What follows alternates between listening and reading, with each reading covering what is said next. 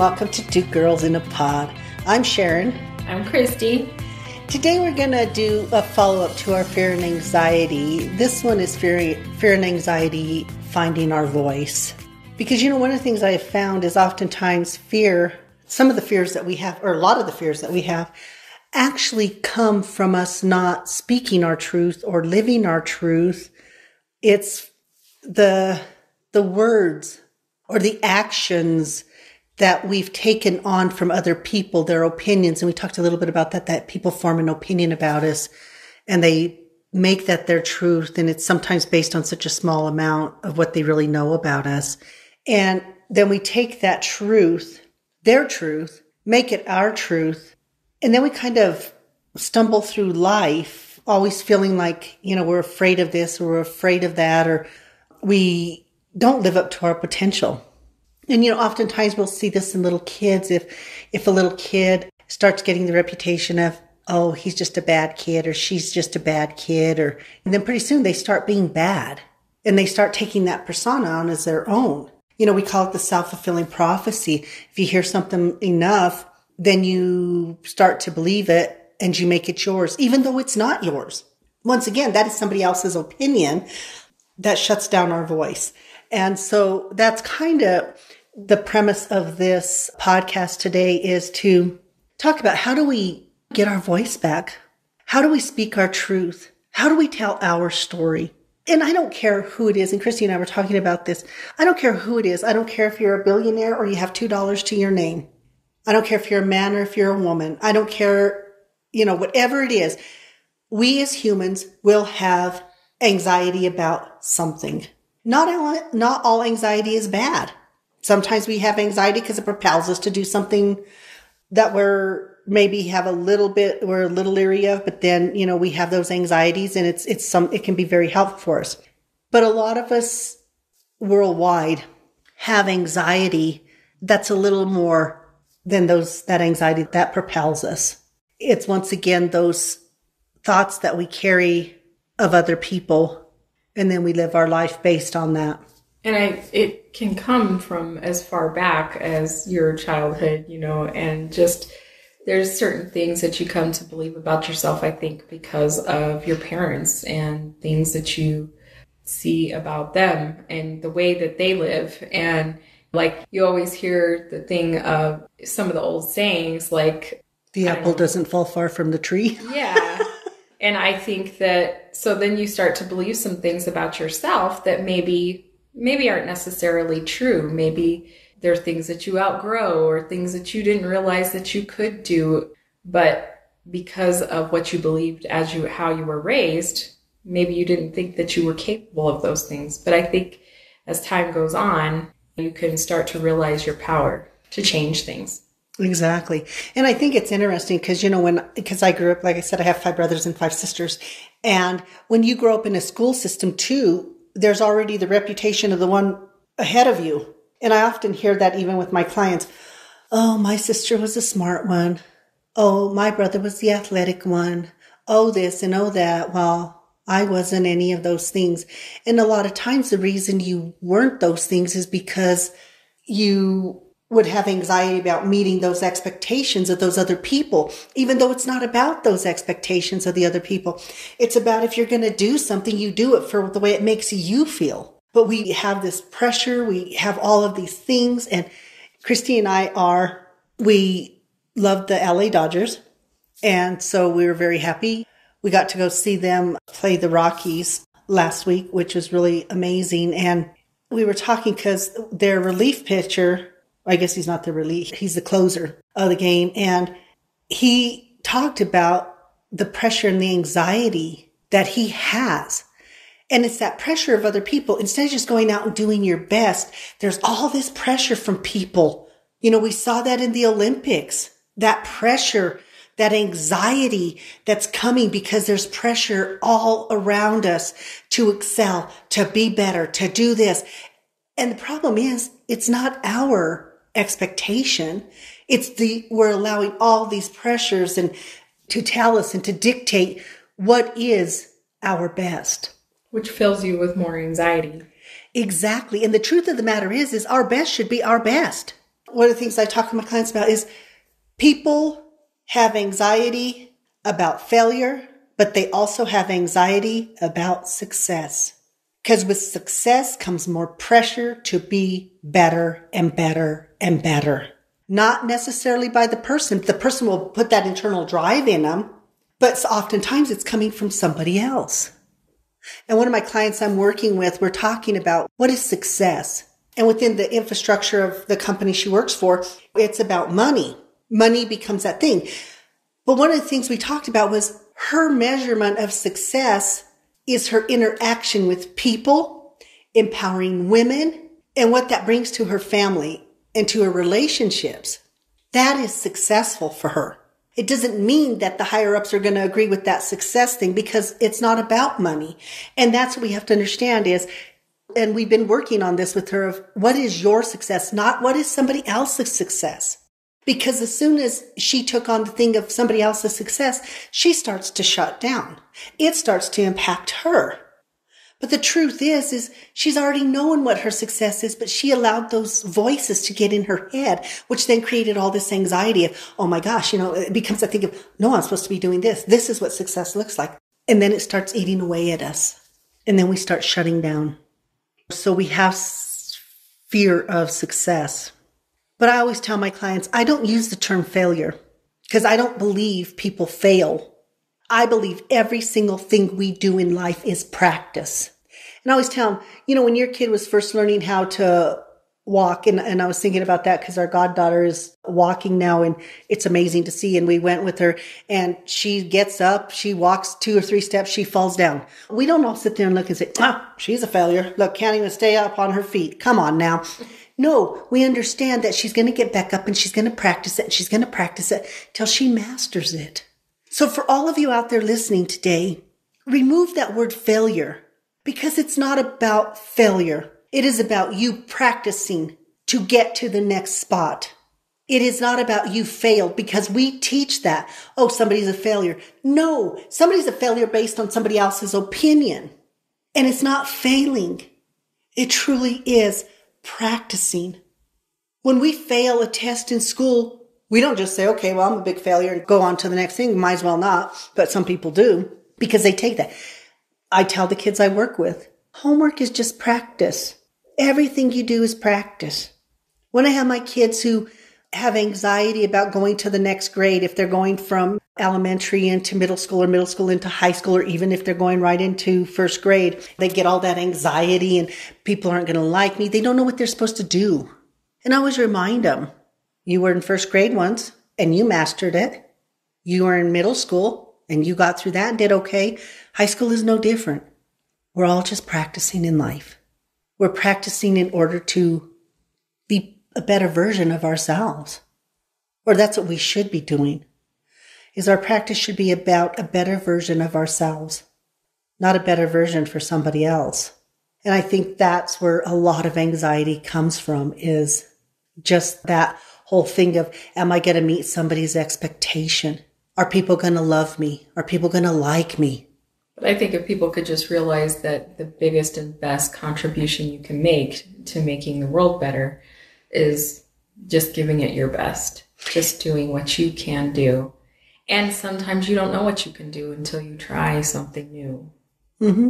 And I always tell parents, even when I'm talking to my clients, I always say, don't tell people, oh, try. I understand what you're saying in that context. But I always tell them, they'll tell their kids, well, you try your hardest. Well, try is not an action. I always tell people, picture try as a little hamster on the wheel. They just keep spinning and spinning, but they don't know where they're going. There's no goal because it's not an action. I always tell people, just do your best. If you do your best, that's all that matters. And when I'm working with kids, and I find this very interesting, I'll tell parents, watch this. If the kid's in my office and the parent feels like they haven't done their best, and I'll talk to the kid, I'll say, sweetie, did you do your best on that? And sometimes they'll say, it's weird because they'll be, nope. Because they know what that means. But now if I say, did you try? Because it's not an action. But they know when they've done their best and they know when they haven't. Did you do your best? Yes. Okay, honey, that's all we can ask of you. So those are the things we need to do our best for ourselves. And if it doesn't meet somebody else's expectation, it's not about us. That's about them. But it's how do we separate that out? And that's always the hard thing, I think, is finding your voice in all of those other voices that we hear in our head. How do we single out our voice? And how do we know, no, this is me and all this other stuff belongs to somebody else? And how do we filter that through? That is to me, one of the biggest things that I do as a therapist is trying to sort out the voices, the opinions of others in order to find the person that is in there. And I have this one gentleman that I work with, and I always tell him, your core is a good man. The core, who you are. I always tell him it's those voices, it's those opinions that you continue, because he'll talk about having that dialogue in his head of he starts to do something good, and then that voice that comes in, you're worthless. Why are you even doing that? You're going to amount to nothing. And we talked about that a couple of weeks ago. And I said, that's not yours. And then it was like, I heard that growing up. I heard that so much. But it becomes that self-talk. And that is such a big piece, I think, of what the anxiety that people feel, and that is that self-talk that's going on in their head all the time. And yeah, like you say, it's the opinion of others that they've taken on, and they're hearing it over and over in their mind. If people could start to change that self-talk, I think they would start to be able to live more free, live their truth and speak their truth. And I think what's interesting is, one of my male clients, he's on the autism spectrum, and he's doing really well right now. And just so happy about that. He's come so far. But we've had moments, because he'll get anxiety. And he'll have moments where he'll just cry and he'll tell me, Miss Sharon, just take the autism out of me so I'm not different. Because he understands that his difference is what separates him. And I've worked on reminding him that it is his difference that makes him unique, that makes him special. And he's starting to understand that. He's happier than I've seen him. But he's happy by nature. He really is. But he had a lot of issues around that about not being able to express, but the anxiety of wanting relationships and friendships, because they're not stupid. They know this is part of what everybody else does. So they have anxiety because I don't need the relationship the same way other people do. But if I don't have them, and as they get older, they start to realize this even more. So there's anxiety in that. But he's starting to be true to himself. He's starting to listen to his own voice. And so it's in everybody. That's what I mean. It's everywhere. Because like you said, Christy, all of this starts in our past. And sometimes, understand this, sometimes it's inadvertently done. Sometimes somebody may be thinking they're telling you something that's going to motivate you. And in your head, you see it, you hear it differently. And then it actually does the opposite. So it's not that people are necessarily doing something with intention to be harmful to somebody else. Sometimes it is the way in which the person interprets the message that they hear. And then that leads to the anxiety, or that leads to those thoughts in our head that kind of stick there. And like I said, I think we all have it at some degree, because none of us were raised in a little tiny bubble with no opinion. We're social creatures by nature. So people want to fit in. And so I think that's part of that thing of how do I fit in? Where's my place in the world? But where's my place even in that more in my home, in my groups, or whatever that is? I think that people don't realize, you'll hear a lot of people say, I don't dwell in the past. What they don't realize is how much they are doing it on an unconscious level, because you are raised with certain opinions or things. It could be about anything. Like, for example, even in my upbringing, religion. And I was taught about a wrathful type of God and those kinds of things. So fear played a huge role in, how I was to behave or those kinds of things, because my immortal soul depended on it. So those things, those opinions, they can become a part of you, and they do play out in your life over time. I believe, a lot of the decisions that you make may have to do with, the way that you were raised. And I'm not saying it's always parents. It's all, there's other influences, but that's just one example to me. And I think what's interesting is you said that because you were talking with your sister, you were talking with Rebecca about that, because she grew up in the same kind of church environment. And as you get older, realizing and understand this, not that church is bad, but it's once again, how you interpret what's being told to you. And if you're a child and you're being told that, about the flames of hell, which this was to make an impression. This is so interesting to me because I really didn't comprehend that because I didn't grow up that way. And so I remember one day we were in the kitchen and you opened up the oven. We were baking something and just that look on your face. Just the heat from the oven was sort of a trigger. And what did you tell me? I said, I don't like that just because of, I don't know, it just creates something in me. Anxiety, I guess. Yeah. And once again, we have triggers. She didn't realize that. And for whatever reason at that moment, when she opened up the oven and I could see she had a physical reaction. And I'm thinking, at first, did she get burned? But then I'm thinking, well, she's not close enough. But then we talked about it. And once again, you're right. It was that anxiety. And it just came up out of nowhere. It's not like you were sitting there thinking, well, I think I'm going to open the oven and then I'm going to feel the heat and then I'm going to go back to my childhood. No, it's that instantaneous. It is very, very fast. And, one of the things we've talked about is, Christy's fear of singing, but in public and stuff like that. But it even goes further than that, and I always tell her, I feel and I see it in her. She holds back. And you were talking about that. Yeah. I mean, I've always sang since I was a kid, in church, and I used to sing with the choir and that. And my voice has always been pretty powerful I guess, just loud. So I've always felt like even when I would sing in choir and that, I tried not to oversing everyone else. A lot of people didn't have a very loud voice or that, and I didn't want anyone to think that I was trying to outshine them or anything like that. I was a part of the group. But where do you think that comes from? I mean, why do you think? I don't know. It's just, like I said, part of the fear and anxiety, I guess, of... But it's interesting because when we've talked a little bit in the last, 20 years. One of the things you said is when you have that very vivid memories of you wanting to do commercials and all those kind of things, and very outgoing and very, all of those things. Yeah, I guess when I was a kid, I was more outgoing like that. And I would like to perform the commercials and stuff for people. And yeah, I don't know what changed. At some point, that just stopped with me. And I just became, all inside myself and I was shy. So even though I would still get up to sing at church, I usually was more comfortable if I was singing with other people. So it wasn't very often that I would get up and sing alone. And I think that's what it is. So when we look at that, and I always ask people, what were you like before? And they're like, what do you mean? I says, well, before you were this, before you were anxious, think back in your life.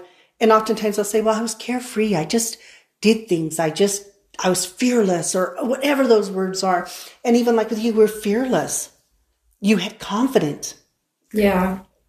And I think that's what it is, even with you, is what I see sometimes is a lack of confidence. But lack of confidence comes from hearing voices in your head.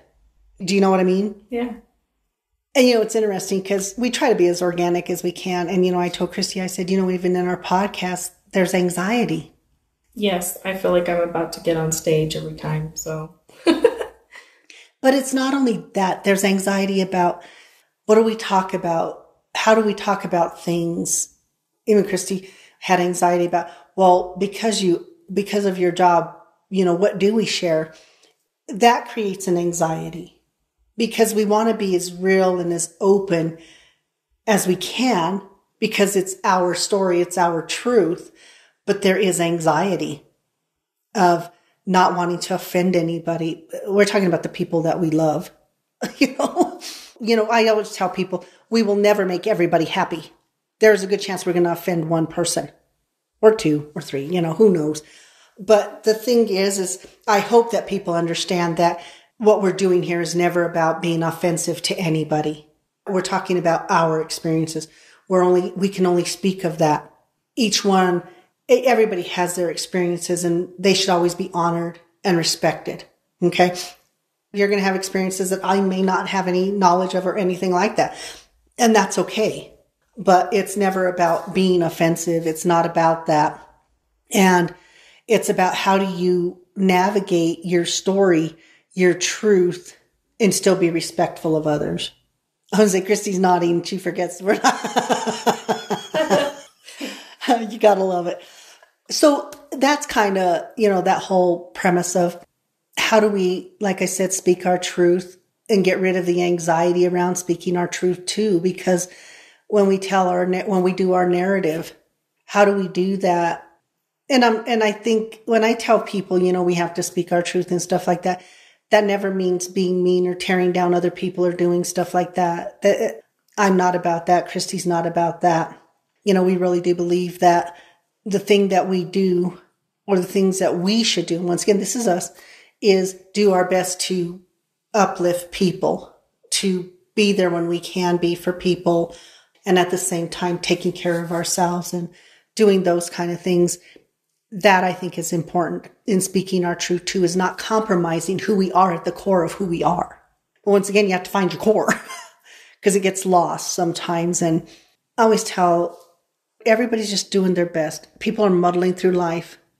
They're doing the best that they can. We all want the same things in a way. We just want to be happy. We want to live our life. We want to do things we like to do, those kind of things.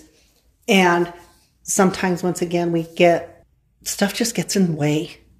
And that's part of it too. You have to identify those things. One of the things that I find is that my anxiety will be elevated if I am not organized and finding a place for everything. And somehow that helps, because sometimes it feels like you're just overwhelmed by all of the stuff if you don't have any organization to help you manage it.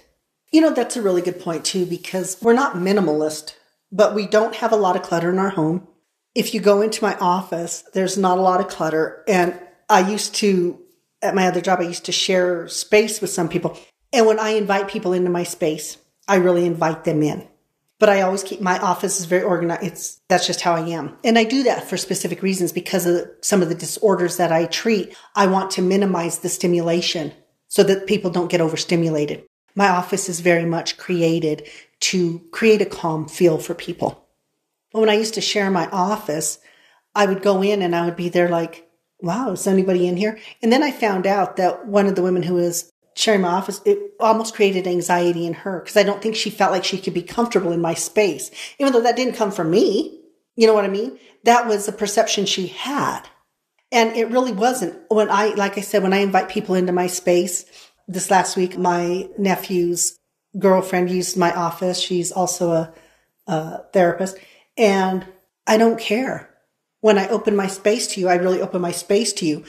And so that kind of surprised me a little bit.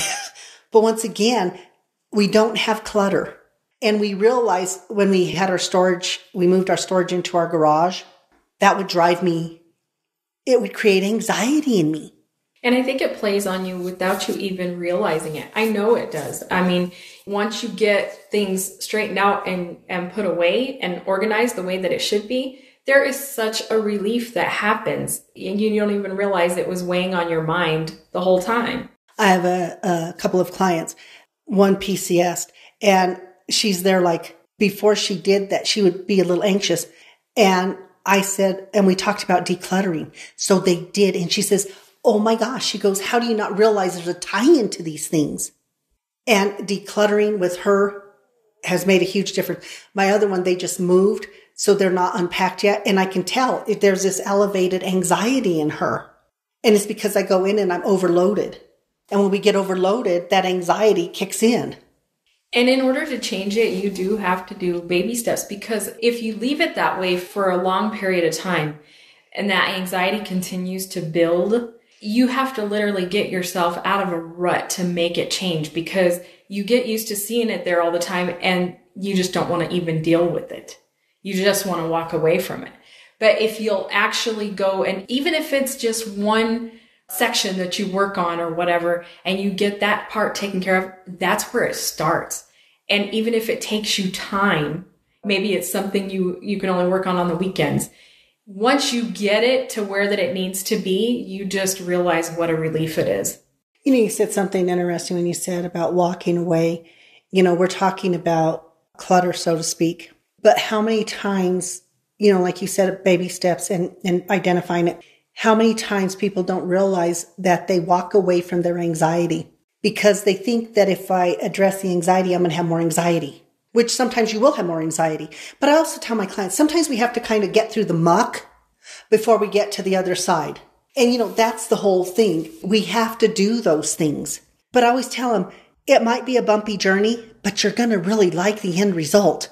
Yes, because you find you're so overwhelmed to start with. And that's why I say if you do it in baby steps, just little increments, it eventually gets to where it becomes habit, where that you are able to keep things organized. And it helps your anxiety go down so much. Well, and even when we talk about this, we talk about anxiety. Anxiety is on the rise. And, for a lot of reasons. It's been kind of a really chaotic, crazy 2 years that we've had. And that anxiety is still playing out. It's not going to go away. We're still in the midst of this whole thing with COVID, trying to navigate it. Where do we go? There's anxiety that comes with that. What's this rule? What's that rule? We talk about that. And, so that anxiety's there.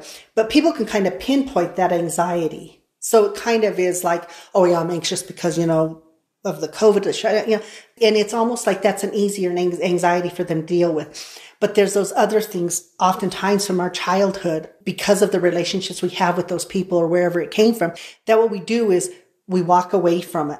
But what we don't understand is you cannot walk away from you. People think they can, but what you do is you just bury it. You bury it, and then pretty soon you're cluttered. You're just not dealing with it.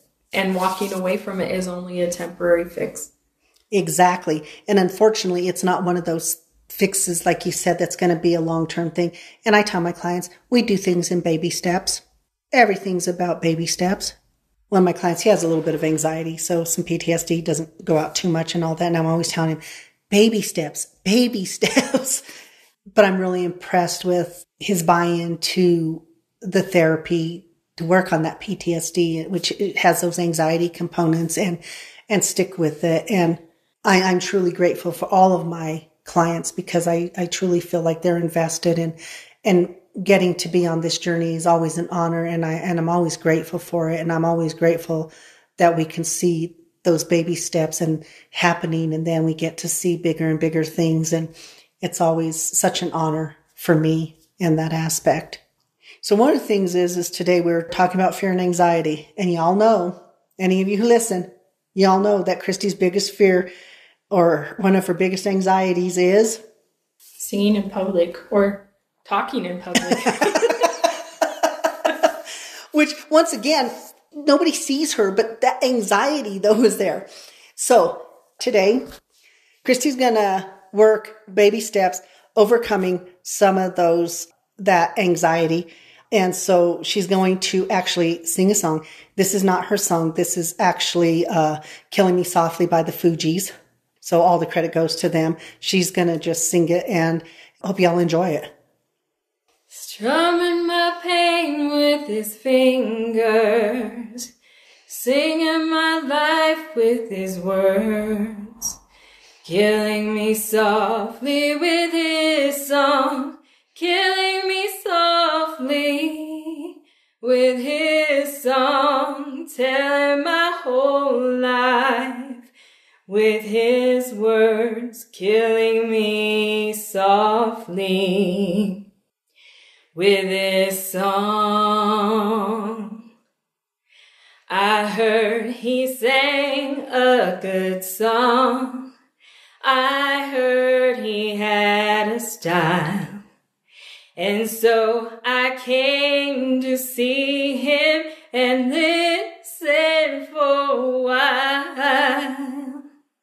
And there he was, this young boy, a stranger to my eyes, strumming my pain with his fingers, singing my life with his words, killing me softly with his song, killing me softly with his song, telling my whole life with his words, killing me softly with his song. I felt all flushed with fever, embarrassed by the crowd. I felt he found my letters and read each one out loud. I prayed that he would finish, but he just kept right on, strumming my pain with his fingers, singing my life with his words, killing me softly with his song, killing me softly with his song, telling my whole life with his words, killing me softly with his song.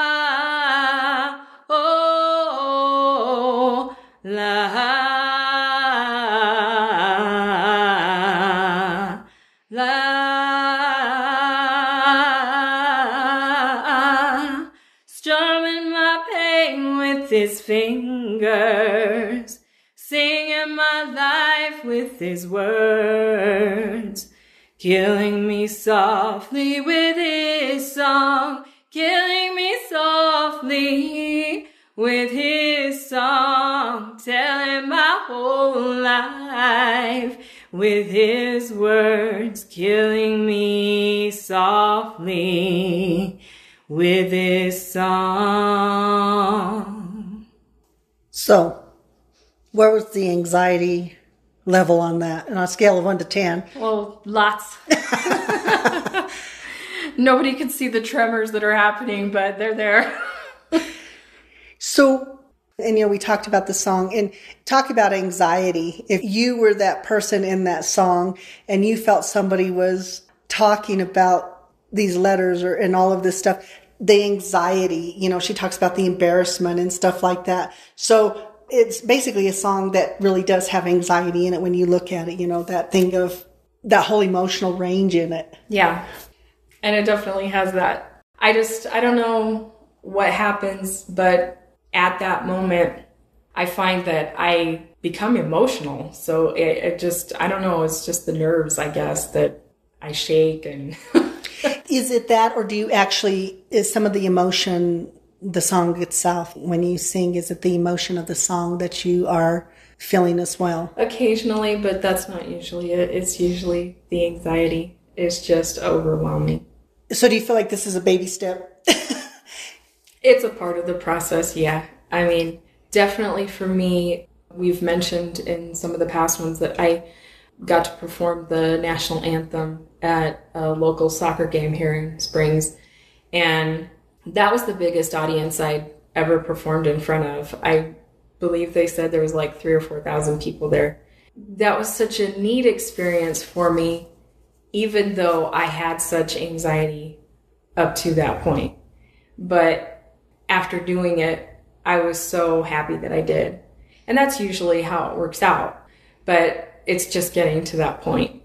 And you know how much I was shaking. I kept my hands in my pockets the whole time. I was squeezing my chapstick. So, yeah. And we sent the video. I did a video of it and sent it to some of our family. And they all said the same thing. Why are your hands in your pocket? I was trying to hide my shaking. But that was such a neat experience. So, like I say, it's all part of the process. And for you, yours is around, it really is around, which is part of your story. That is your truth as well. Because music is always on in our home. And if it's not on out loud, trust me, it's on in her head. It's always on. And because music is such a huge thing for you, I absolutely love music. My mom loved music, and my dad, I think, grew to have an appreciation for it. When we were little, we would watch as a family American Bandstand, Solid Gold, and all of those kind of things. My dad, what he would do too. So he grew up so they were very different. My mom was very much in musical. My grandfather played accordion, harmonica, and piano, I believe. He played all by ear. So grew up with the musical thing. And even though on my dad's side, there were musical people in my dad's side, that wasn't his thing. But I think he really learned to appreciate it. I think that's what it is. For you, music is such a huge thing. I love to sing. I know you do. I love listening to you sing. I do it all the time at the house, but I just want to be able to overcome that and have the confidence to sing comfortably. And one of the things we talk about, because one of the things you said is that oftentimes you feel it in your throat. It's like your throat just shuts down. And I tell people, we have chakras, we have all those things, but when that gets closed up, we don't realize it. But that closes up because we don't speak our truth. We don't tell our story sometimes. And I think that's the important thing of how do we expand that? How do we get people to be able to do those things, to have whatever those loves and passions are. And whether you're good at it or bad at it, that's somebody else's perception. But if you do it and it comes from your heart and it comes from your soul, so to speak, and it feels good to you, that's what should matter. But we're so busy worried about what everybody else is going to think that we shut that off. So I have another good example of that too. I feel like when I was younger, I loved roller skating, and I have recently wanted to pick that up again. I've started to practice some. I totally need to devote more time to it. But I often wonder, at first, I kind of wondered what other people would think, because the age that I am now versus when I was roller skating back when I was a kid, you know what I mean? And I guess I had a little bit of anxiety about that, but I thought, it's something I love so much, and it's a great activity. It's something that you get a little exercise, and that it's important to me. So things like that you love, you should do those things. For my work, once again, I started out in community mental health. And I remember being with mental health, Christy, and we've been together the whole time I've been in this career. But I always had anxiety about making sure my clients didn't find out, all of those things, So when all my co-therapists had pictures of their families, none of that was on my displayed at all. It was always something that was very hidden, and always that fear of having the anxiety of if they find out, because I work with kids and are they going to pull their kids from me and stuff like that. But that was something that really stayed with me for a very long time. And since I've been in private practice, that was one of the baby steps for me, was not hiding that part of me, because we would be talking about things and people would ask, sometimes would say, well, do you have kids? And I'm always like, no, don't have any kids, but now I'm very open in my practice, and everybody loves Christy, like I said. And in fact, we had one of the parents the other day was out sitting waiting for her son. What did she tell you? She said, we just love her. No, but about you and I. Both of you. No, about you and I, though. Yeah. Oh, she had asked me if we were together. And she said, we had kind of thought so, but we weren't sure. But that's cool. How long have you been together? And then one of our, Kathy, the one who's been on our podcast with us, she had a client who kind of liked Christy. And she just told him. How did she tell him? I don't know. I think she told him, well, she's with Sharon, right? No. So we don't hide it. We don't flaunt it. We are just who we are. And I think that has become our story even in that. And I think that's what has really helped for me decrease that thing is we're together. I think a lot of people at this point, even in my hometown, they just pick up on it. We don't flaunt it. We don't hide it. And people treat us as a couple always. which I realize it's all been baby steps to decrease that anxiety, that stigma, that stuff. And, now being in private practice, it's, somebody really thinks I'm not an effective therapist because who I love, well, I can't do anything about that. But I'm extremely grateful that my clients do know, and they're all there like, oh, okay. But it really is those baby steps. And as you do it, you get more comfortable with who you are and you get to be the best version of you. And I think that's what it is, being the best version of you. And knowing that sometimes when we're being the best version of us, it's not going to be other people's idea of the best version of us. And realizing too that everybody's perception is different, and there are many people that know many different versions of you. As we age, we grow, we hopefully evolve, and there are people that know you from your past, but they know the you that existed back then. But a lot of things change over time, and hopefully we do grow. Maybe they don't know the person that you are today. And even for me, I have to thank Christy for this, because one of my things is people will think, because I talk all the time, that that's easy for me or it's something that I do in all arenas, but I don't. When I used to work for mental health and we would have the company parties and stuff, I would have anxiety. It started a week before I had to do this, and I would just feel that ramping up, and me and Christy would always be there like, it's okay. I'm right there with you. But I had that anxiety because I didn't do social settings well. One-on-one or one, maybe two, but I'm fine if I'm going to do a presentation to 100 people. I don't care. That to me is I'm just giving information. I'm not having to interact with them in that way. And Christy just go, why was that? No, because I get up in front of people and I can't even remember my name. So, but I go into a social setting and I couldn't remember my name. You would think growing up in a big family, but there was always so much chatter too. You know what I mean? But then we had our quiet time. It was very weird. We had a big farm. We had 160 acres, so you could always go find some space out there to quiet everything down. But now I do it much, much better. Sometimes I'll get a little bit of anxiety still if it's like with new people or things like that. But I'm learning that, people say, well, Leos want to be the center of attention. And no, that's not me.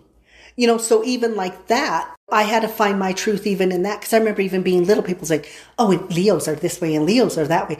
And I used to think, well, I'm a Leo, but how come I don't act that way? I don't have those same feelings. I had to learn my truth even in that. And that's just this thing about a zodiac sign. It wasn't you. But I remember having that in my head of, oh my gosh, I'm supposed to be this. And I'm not. I am who I am. I sometimes will talk and sometimes I won't. All of those things that are relevant and important, we have to find those truths within us. I'm grateful I don't have that degree of anxiety any longer about the social stuff, because it was really hard on me. But I had to learn that it was okay. I had to realize that I didn't have to talk to everybody, and I didn't have to go entertain or listen or do all that. I don't know where that came from in my head. But, Christy would be there with me, and then we would say, okay, we're going to sit with these people who are my friends anyway. And then that kind of gradually helped where I didn't have that anxiety. And now like I said, it'll come up every once in a while, but I don't have huge anxiety about it like I used to. And I'm really grateful for that, because it doesn't feel good. No, because it used to be right up until the time of going to the party, it was, don't leave me. Whatever you do once we get there, do not leave me. You don't do that anymore, so that's good. No. We evolve, and that's what it is. It's an evolution. And I tell people life is this wonderful, amazing journey that we're on. We talk about this a lot. What you feed will grow. So pay attention to what you're feeding. When we feed that anxiety, it will grow. When we feed our confidence, when we feed all those other things, those other pieces of us that are just as relevant, that will grow. And that will eventually outshadow that anxiety. So that's the focus. Finding our voice, being true to our voice, to who we are, to our story, and then feeding it, feeding who we are, and not feeding that anxiety. Because that anxiety overwhelms us and it doesn't feel good. We become so worried about what could go wrong instead of realizing how many things could go right and come from those moments where that we push through that. Well, and I always tell my clients, our life is made up of moments. But with anxiety, even if it was one moment or 100 moments, we'll feed that 1 or 100 moments, but we will have 1,000 or 1,000,000 other moments. And we minimize those and we maximize the moments. And when I deal with trauma and all of that, that's what it is. That trauma is fed, and not on a conscious level or anything. I'm not saying, it's all done, like you said, it just pops up. It's triggered by things. But I think we're also taught that in society. We're taught if something bad happens to you, it's a traumatic situation. And then we buy into that and we do all this kind of stuff. And the thing is that we feed it. Society feeds it. There's all of this going into it, and realizing if we just stop feeding it and we feed the things that are going to enhance our lives, we find that, guess what? Our life becomes enhanced. And that's a journey that we're on. And that's something that we work on a daily. And I appreciate the fact that we get to be on this journey together, because when we're on a journey together, I think it really does enhance it in a different way. Yeah, I think it maximizes it. There you go. So you guys maximize. We really hope that you enjoyed the episode today. Once again, work on speaking your truth, honoring your truth, and minimizing those voices that lead to that anxiety. We hope you enjoyed the episode, and, we'll be back next week, and we have no idea what our topic is. I guess you'll know it when we do. Anyway, hope you guys have a really, really great weekend, and so grateful for y'all listening. Thank you so much. Thank you. Bye. Bye.